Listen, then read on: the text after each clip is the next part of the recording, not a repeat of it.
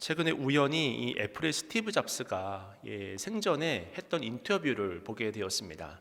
한 기자가 스티브 잡스에게 부자가 된다는 것은 어떤 느낌입니까? 이런 질문을 던졌다고 합니다. 그러자 스티브 잡스는 다음과 같이 이야기를 했다고 하는데요. 저는 23살에 재산이 100만 달러가 넘었습니다. 24살에는 1000만 달러가 넘었습니다. 25살이 되었을 때는 1억 달러를 넘겼습니다. 그런데 그것은 그렇게 중요하지 않았습니다. 저는 돈이 목적이 아니었으니까요. 물론 돈은 내가 원하는 무언가를 이룰 수 있게 해주기 때문에 멋진 것입니다. 하지만 내 인생에서 가장 중요한 것은 돈이 아니었습니다. 그보다는 회사와 사람들, 그리고 저희가 만들고 있던 제품이 가장 중요했습니다. 사람들이 그 제품들로 무엇을 할 수 있을까, 이런 것들을 중요하게 생각했습니다. 그래서 전 돈에 그렇게 큰 가치를 두고 있지 않습니다. 제가 왜 이 인터뷰를 인상 깊게 보았냐면요, 많은 사람들이 돈이 많으면 행복할 것이라고 생각을 하고 있지 않습니까? 왜냐하면 이 돈이라고 하는 것이 나를 살릴 수도 있고 죽일 수도 있다고 생각하고 있기 때문입니다. 그래서 돈을 많이 모으기 위해 애를 씁니다. 나누어 주기보다는 그 돈을 빼앗기지 않기 위해서 애를 쓰는 모습을 볼 수 있습니다. 왜냐하면 돈이 있을 때 내가 존중을 받고 가치 있는 존재로 여김을 받을 것이라고 생각하기 때문이라는 것입니다. 그런데 스티브 잡스의 인터뷰를 보니까 그는 분명 세상 사람들과 다른 무언가를 보고 있었습니다. 그리고 그의 이런 가치관이 죽음 이후에도 이어져서 결국 스티브 잡스가 세운 이 애플이라고 하는 기업이 전 세계에서 시가총액이 가장 큰 1위 기업이 되었다는 것을 보게 되는 것은 우연히 그런 일이 일어난 것이 아니라는 것을 깨닫게 되었습니다. 우리가 산을 타다 보면 이 올라갈 때의 풍경보다 이 내려갈 때의 풍경이 더 잘 보이는 그런 경험을 하게 되는데요. 그래서 고은 시인은 그꽃이라고 하는 그의 시에서 이렇게 말을 했습니다. 내려갈 때 보았네, 올라갈 때 보지 못한 그 꽃. 제가 참 좋아하는 시인데요. 사실 우리가 올라갈 때 보는 꽃과 이 내려갈 때 보는 꽃, 이 두 가지 꽃이 다른 꽃은 아닐 것입니다. 같은 위치에 있는 꽃일 것입니다. 근데 중요한 것은 내가 정상이라고 하는 목적지에 나의 시선을 두고 열심히 그 정상을 향해 올라갈 때는 주변에 있는 꽃의 아름다움을 볼 수가 없는 거예요. 왜냐하면 그 꽃에 둘 마음이 없었기 때문입니다. 정상이라고 하는 나의 목적지에 모든 시선이 집중되어져 있기 때문에 주변의 풍경이 그 아름다움이 보이지가 않는 것입니다. 그런 의미에서 우리가 이 땅을 살아가며 어떤 관점을 가지고 살아가느냐, 어떤 가치관을 가지고 살아가느냐는 너무나 중요한 것입니다. 그 관점에 따라서 우리의 삶이 더욱더 풍요로워질 수도 있고 빈곤해질 수도 있는 것입니다. 우리 신앙인들이 가장 하게 생각해야 될, 그렇다면 가치는 무엇일까요? 그 가치는 바로 하나님 나라인 줄로 믿습니다. 우리가 오늘 본문을 보게 되면 예수님께서는 계속해서 하나님 나라에 대해서 말씀을 해주셨는데 제자들은 여전히 하나님의 나라를 놓치고 있는 그런 모습을 확인해 볼 수 있습니다. 왜냐하면 이들이 쫓는 관심사는 하나님 나라는 아니었기 때문입니다. 그것보다는 이 세상에서 내가 얼마나 높은 지위에 오를 수 있는가, 얼마나 잘 살 수 있는가에 더 관심이 많았다고 하는 거예요. 다시 말해 이들은 예수님의 제자들로 불리기도 했고 예수님과 많은 시간들을 공유하기도 했고 또 예수님의 가르침을 받기도 했지만 이들의 관심은 세속적인 것에 몰려 있었다고 하는 것입니다. 그렇다면 이들은 왜 하나님 나라보다 이 세상적인 성공에 더 애착을 가지고 있었을까요? 왜 그것에 더 중점을 두고 있었을까요? 그것은 하나님의 나라가 인간적인 관점으로 바라보게 되면 그다지 매력적으로 보이지 않았기 때문입니다. 그래서 예수님을 믿지 않는 세상 사람들은 우리를 이해하지를 못하는 거예요. 도대체 세상에 얼마나 재미있는 것이 많은데 또 수요일 오전 시간을 따로 비워서 또 이렇게 예배의 자리를 드리고 또 봉사를 하고 헌신을 하고 자기 시간을 내어드리고 자기 물질을 내어드리고 이런 것을 이해하지를 못하는 것입니다.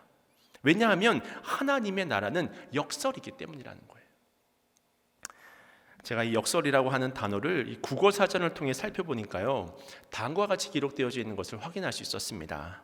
이 역설이란 일반적으로는 모순을 야기하지 아니하나 특정한 경우에 논리적 모순을 일으키는 논증, 모순을 일으키기는 하지만 그 속에 중요한 진리가 함축되어 있는 것으로 간주한다라고 되어져 있더라고요. 그러니까 이 모순 속에는 무엇이 담겨져 있느냐? 함축되어져 있는 중요한 진리를 우리가 깨달을 수가 없다면 우리의 신앙생활은 기쁨이 아니라 어느 순간에 내가 의도하지 않게도 억지로 하는 종교생활이 되어버릴 수밖에 없다고 하는 것입니다. 그런 의미에서 우리는 오늘 본문을 통해서 하나님 나라가 주고 있는 역설의 진리라고 하는 것은 무엇일까? 오늘 본문을 중심으로 좀 크게 세 가지로 나누어서 좀 말씀연을 함께 나누고자 하는데요. 첫 번째로 이 고난이 축복이라는 역설을 우리는 기억해야 합니다. 그렇다면 우리가 일반적으로 생각하는 축복이란 무엇일까? 세상에서 잘 되는 것이 축복이잖아요. 세상에서 형통한 것이 축복이지 않습니까? 그런데 어떻게 하나님의 나라에서는 고난이 축복이 될 수 있을까? 사실 이러한 혼동은 그 당시 예수님의 제자들도 마찬가지로 가지고 있었던 그런 혼동이었던 것 같습니다. 우리 과연 그런지 오늘 보면 마가복음 10장 32절부터 34절까지의 말씀인데요. 우리 함께 읽겠습니다. 시작. 예루살렘으로 올라가는 길에 예수께서 그들 앞에 서서 가시는데 그들이 놀라고 따르는 자들은 두려워하더라. 이에 다시 12 제자를 데리시고 자기가 당할 일을 말씀하여 이르시되 보라 우리가 예루살렘에 올라가노니 인자가 대제사장들과 서기관들에게 넘겨짐에 그들이 죽이기로 결의하고 이방인들에게 넘겨주겠고 그들은 능욕하며 침뱉으며 채찍질하고 죽일 것이나 그는 3일 만에 살아나리라 하시니라. 오늘 본문이 지금 증거하고 있는 것은 무엇이냐면 지금 예수님께서 예루살렘에 올라가셔서 당해야 될 십자가의 고난에 대해서 지금 설명을 하고 계십니다. 이 이야기를 들었던 제자들의 반응은 그러면 어떤 반응을 보였을까요? 37절 말씀을 보시면 여짜오되 주의 영광 중에서 우리를 하나는 주의 우편에 하나는 주의 좌편에 앉게 하여 주옵소서. 지금 예수님은 십자가의 고난에 대해서 말씀하고 계시잖아요. 그런데 제자들은 어떤 반응을 보이고 있습니까? 세베대의 아들 야고보와 요한이 하나는 주의 우편에 앉게 해주시고 하나는 주의 좌편에 앉게 하여 주시옵소서. 서로가 서로 다른 이야기를 하고 있는 거예요. 우리가 조금 전에 읽었던 32절을 보면 다시라는 단어가 나와 있는 것을 확인할 수 있거든요. 중반절에. 그러니까 예수님께서 이와 같은 이야기를 말씀하신 것은 처음이 아니었던 것 같습니다. 계속해서 말씀을 하셨습니다. 마가복음 8장에서 이미 예수님은 십자가의 고난에 대해서 말씀하셨고 9장에서도 이야기하셨습니다. 그리고 오늘 본문에서 또 이야기하신 거예요. 그런데도 제자들은 한 귀로 듣고 한 귀로 흘려버리는 것입니다. 하나님의 나라의 그 역설의 복을 이해하지 못했기 때문입니다. 그래서 십자가 이 고난이 역설의 진리이기 때문에 이들은 이해를 못했던 거예요. 제자들의 상식에서 예수님이 능욕을 받고 침뱉음을 당하고 또 조롱을 당하고 또 채찍질을 당하고 고난을 당하는 것, 이것이 어떻게 축복일 수 있겠습니까? 예수님이 그러한 형편에 몰리신다고 하면 자신들이 꿈꾸었던 하나는 주의 좌편에 하나는 또 주의 우편에라고 하는 그런 그 모든 성공에 대한 꿈들이 물거품이 되어버리는 것이 아니겠습니까? 그러니 고난이 축복이라는 사실을 받아들일 수가 없었던 거예요. 사실 이것이 제자들만의 문제는 아니잖아요. 우리 또한 인간의 이성으로는 이 고난의 문제를 받아들이기가 너무나 힘이 듭니다. 그렇게 우리 인생의 고난이 다가올 때 고난을 우리 힘으로 감사함으로 받아들일 수 있는 사람은 아무도 없습니다. 불가능합니다. 이것이 인간의 한계라는 거예요. 고난이 축복이라고 하는 그 진리는 오직 하나님과 연결되어 있을 때 하나님께서 깨닫게 해주셔야 되는 것입니다. 사도 바울도 생각해 보세요. 사도 바울도 처음부터 고난이 축복이라고 생각하진 않았을 것입니다. 그러다가 다메섹 도상에서 주님을 만나게 되고 또 주님과 동행하게 되고 하나님의 말씀을 성령의 인도하심을 따라 깨닫게 되어지고 그런 과정들을 거치게 되니까 고난이 축복이라고 하는 그 역설의 진리를 어느 순간에는 깨닫게 되었던 것입니다. 그래서 사도 바울은 골로새서 1장 24절에서 이렇게 고백을 하는데요. 제가 읽어드립니다. 나는 이제 너희를 위하여 받는 괴로움을 기뻐하고, 괴로움을 받는데 기뻐한다고 이야기를 합니다. 그리고 이어지는 구절이 어떻게 되냐면 그리스도의 남은 고난을 그의 몸된 교회를 위하여 내 육체에 채우노라. 그리스도의 남은 고난을 내 육체에 채우기를 원합니다. 사도 바울의 이 고백이 얼마나 놀라운 고백입니까? 우리는 다 고난을 피하기를 원하는데 고난으로 내 육체를 채우기를 원한다고 하는 거예요. 이처럼 고난을 축복으로 받아들이는 사람은 고난을 두려워하지 않습니다. 오히려 고난 속에서 나를 하나님의 형상으로 빚어가시는 모습을 보면서 하나님의 은혜를 고백하게 되는 거예요. 그래서 팀 켈러는 가장 강한 영혼은 고난에서 빠져나온 영혼이고 가장 강한 인격은 상처로 그을린 인격이다, 이런 이야기를 했습니다. 이 봉천동의 슈바이처라고 불렸던 의사 윤주홍 장로님이라는 분이 계신데요.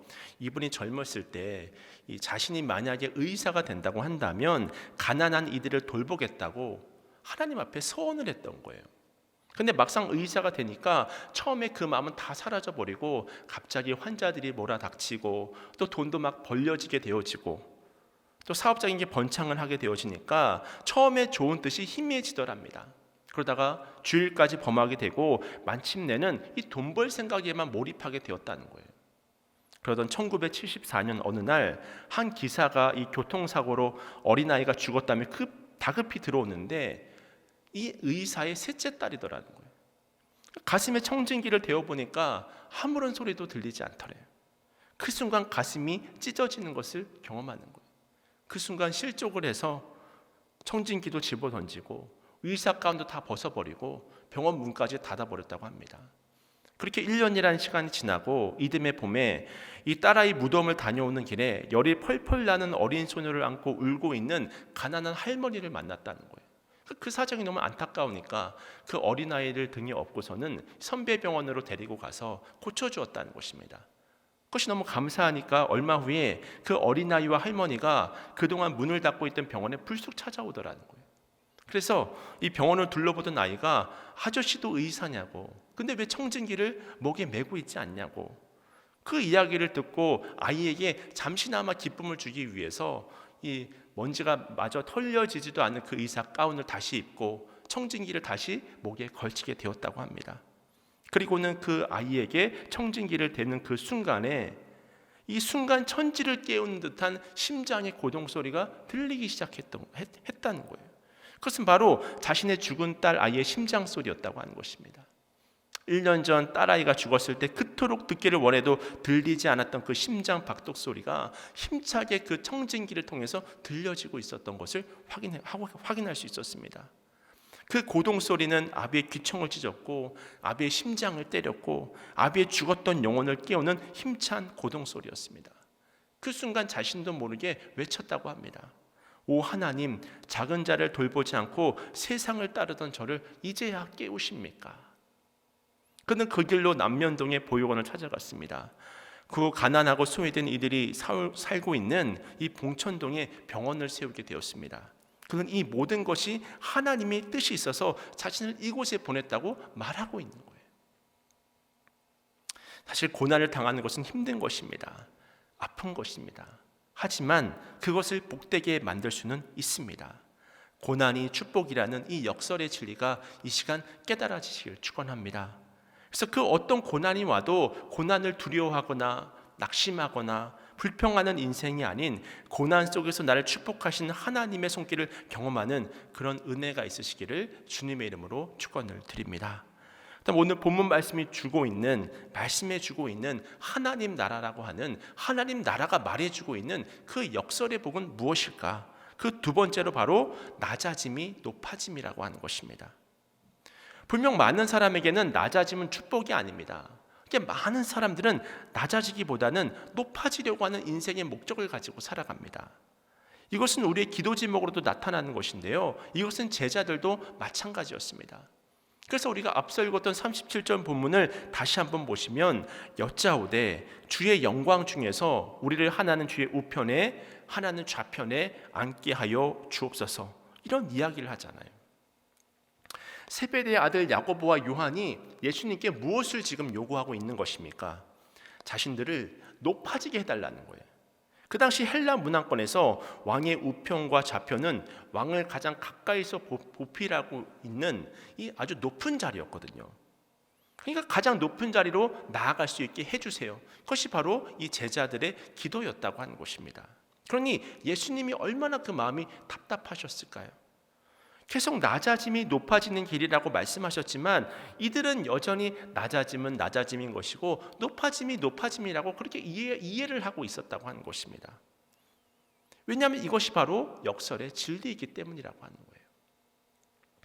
빌 하이벨스 목사님의 예수를 전염시키는 사람들이라는 책을 보면 너희는 세상의 소금이 되라는 말을 이렇게 풀어내더라고요. 우리는 소금에 대해서 일반적으로 이렇게 생각하잖아요. 소금의 역할은 맛을 내는 것입니다. 그래서 소금의 역할은 부패를 방지하기도 합니다. 우리들은 소금의 기능을 이렇게 생각하는데 이 목사님은 그 소금의 기능을 이렇게 이야기를 하더라고요. 너희는 세상의 소금이 되라고 했을 때 이 말은 무슨 말이냐면 소금을 먹은 사람들이 마치 갈증을 느껴서 물을 마셔야 되는 것처럼 사람들은 우리 믿는 사람들을 바라보면서 영적인 갈증을 느껴야 한다, 그렇게 이야기를 하더라는 것입니다. 이것이 바로 그리스도인이 세상의 소금이 된다고 하는 그런 의미입니다. 세상 사람들이 우리를 바라보며 도대체 저 사람은 어떻게 저런 고난 가운데서도 소망을 바라볼 수 있지? 모두가 높아지려고 애를 쓰고 있는데 어떻게 저 사람은 어떻게 하면 좀 더 낮아지려고 애를 쓰고 있지? 그때 세상이 우리를 보면서 마치 소금을 먹은 사람이 이 물이라고 하는 갈증을 느끼는 것처럼 이 영적인 갈급함이 세상 사람들에게 일어나더라는 것입니다. 이것이 바로 우리가 세상의 소금으로서의 삶을 살아가는 그런 이유여야 한다고 하는 것입니다. 여러분이 잘 아시다시피 예수님은 십자가에 달리기 전날 밤 제자들의 발을 씻겨주셨습니다. 그 당시 팔레스타인의 길이라고 하는 것은 포장되어져 있지도 않았고요. 나귀라든지 또는 떠돌이 개회 같은 짐승도 다니면서 또 사람들은 분뇨에 또 길을 또 버리기도 했었다고 하는 것입니다. 그런 길을 걷고 나면 발은 더러워져서 반드시 씻어야 되는데 그 발을 씻기는 일은 워낙 천한 일이어서 종이나 하는 그런 일들이었다고 합니다. 그런데 예수님께서 제자들의 발을 씻기겠다고 자청을 하면서 나서신 거예요. 그 이야기를 들었을 때 이 제자들이 얼마나 심적으로 또 충격을 받았을까요? 그러나 사실 이 제자들의 발을 씻겨주신 사건은 예수님의 다음날 행하실 더 큰 이 섬김의 예고편에 불과하지 않았습니까? 예수님께서 십자가에서 죄인인 우리가 받아야 할 그 모든 고난과 수치를 다 겪으시고 우리를 위해서 생명까지 내어주셨잖아요. 그뿐만이 아니라 부활하신 예수님은 지금도 성령으로서 더러운 우리의 마음속에 거하시고 계시지 않습니까? 시간과 공간을 초월하여 존재하실 수 있는 만왕의 왕이신 주님이 우리의 죄를 대신 짊어지신 것입니다. 우리를 깨끗하게 하기 위해서 우리의 더러운 마음에 들어오신 거예요. 만약 우리가 이런 낮아짐의 축복임을 깨닫는다면 이것은 우리 안에 성령님이 살아계신 증거라고 하는 것입니다. 국제 로잔 운동 총재인 이 마이클 오는 주님을 영접하고 그리스도를 위하여 아무것도 아닌 사람이 되기를 결단했다, 그렇게 이야기를 했습니다. 그가 처음 국제 로잔 운동의 총재로 선출이 되었을 때 많은 사람들이 마이클 오가 누구야? 그 사람이 누구야? 그 사람 어떤 일을 했던 사람이야? 이런 반응이었다고 합니다. 한국 교계에서조차도 그 이름이 낯설니 누가 그를 알아봤겠습니까? 근데 마이클 오는 오히려 그 상황이 기뻤다고 하는 거예요. 왜냐하면 자신을 낮춰보는 사람들의 반응을 통해서 주님의 말씀이, 하나님의 복음이 자신의 삶 가운데 이루어지는 것을 경험했기 때문이라고 그는 고백을 합니다. 그래서 그는 이렇게 말을 합니다. 낮아지면 모든 문제가 다 해결됩니다. 선교사로 가기에 제한된 사람은 없습니다. 종으로 가면 됩니다. 주님만 따라가면 됩니다. 예수님 믿지 않는 사람들에게 가서 예수님으로 살면 됩니다. 그렇게 우리가 살아가면 되는 거예요.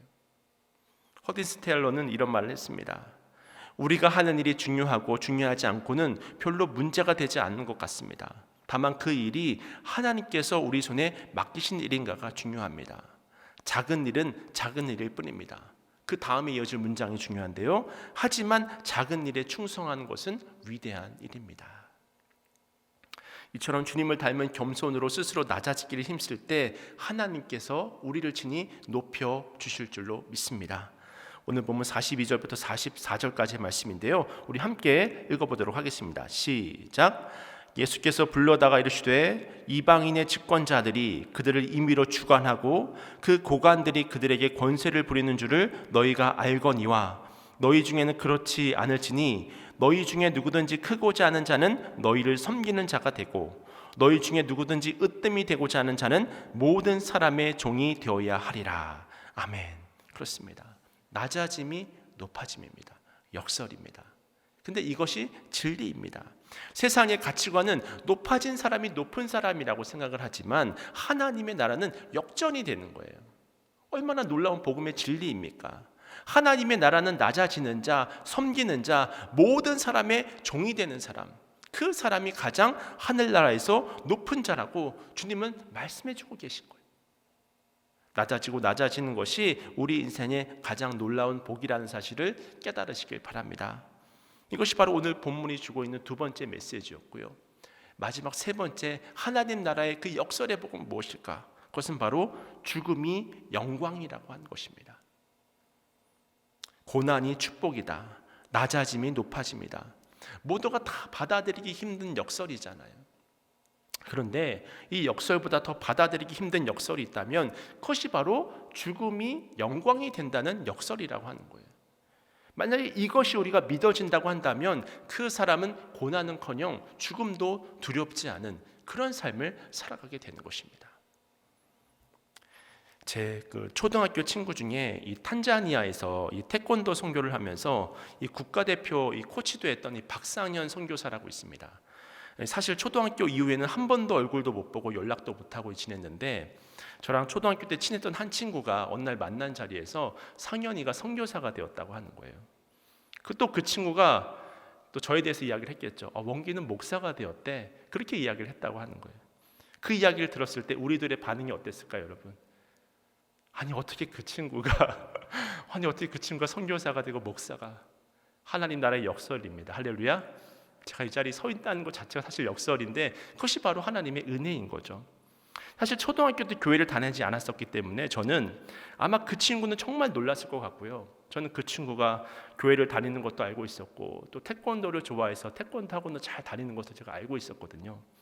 그래도 선교사까지는 생각을 못했는데 하나님의 역사가 참 놀랍다는 그런 생각을 하게 되었습니다. 그래서 그 이야기를 듣고 나서 유튜브라든지 웹사이트를 찾아보니까 정말 좋은 일들을 많이 했더라고요.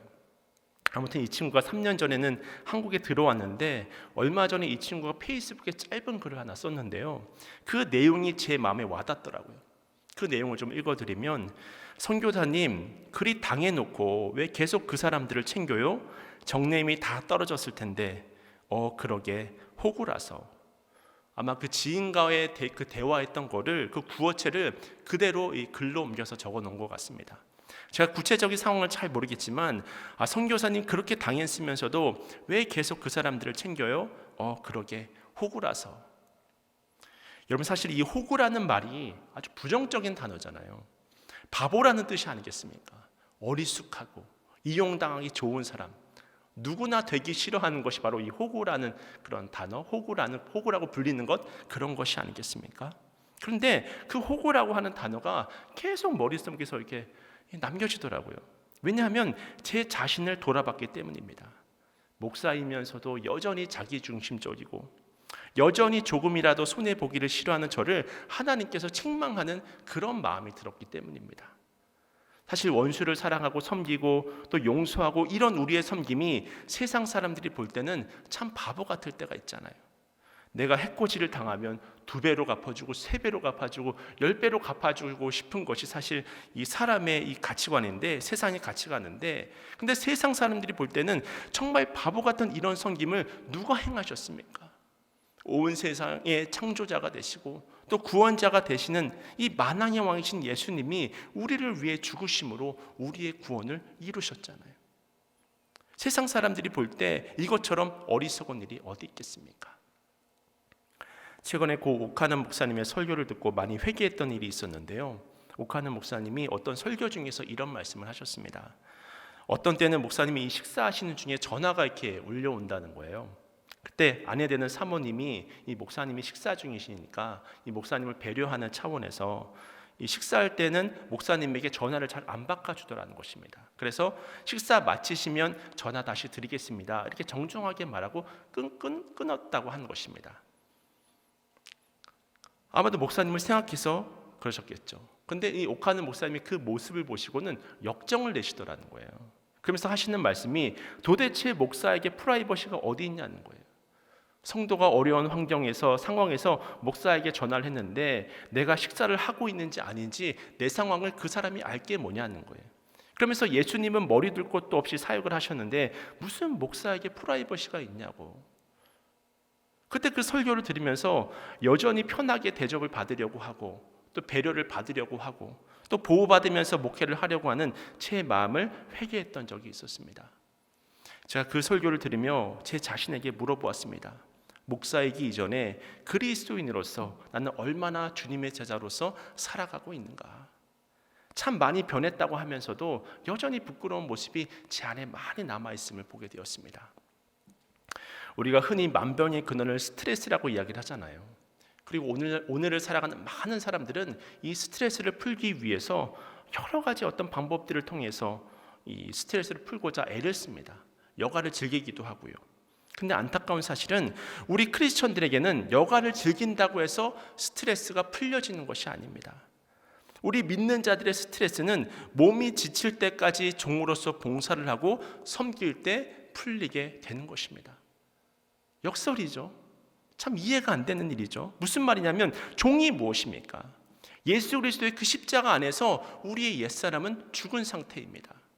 그렇게 낮아진 마음으로 형제를 섬겨 여가도 다른 형제 때문에 다 빼앗기고 또 주말도 다른 형제 섬기다가 다 빼앗기고 그야말로 그리스도처럼 그리스도의 사랑을 다른 형제에게 주느라 다 빼앗기고 나면 엄청 소진이 될 것 같잖아요. 그런데 그렇지가 않습니다. 여러분도 다 경험을 해보셨겠지만 하나님께서 그런 섬김을 행하는 우리에게 놀라운 새 힘을 부어주시는 거예요. 마음을 평강으로 지켜주십니다. 마음속 깊은 곳에서부터 찬송이 울려 퍼지게 하시고요, 기쁨이 흘러 넘칠 수 있도록 인도해 주시는 거예요. 그러면 가슴에 가득했던 근심과 염려들이 어느새 눈 녹듯 사라지는 그런 경험들을 여러분 다 해보시지 않으셨습니까? 그렇습니다. 크리스천의 섬김은 대가를 바라는 것이 아니잖아요. 자신을 높이고자 하는 그 자아의 죽음으로부터 섬김은 시작되는 것이고, 그런 자아의 죽음이 영광이 되어서 결국은 그런 헌신과 섬김에 하나님께서 놀라운 축복의 은혜를 부어 주시는 줄로 믿습니다. 그런 의미에서 죽음은 영광입니다. 우리 자신을 누군가를 위해서 내어줄 수 있다면 그 인생보다 더 복된 인생은 없는 것입니다. 왜냐하면 하나님께서 그 섬김 위에 하늘의 복을 내려주시기 때문입니다.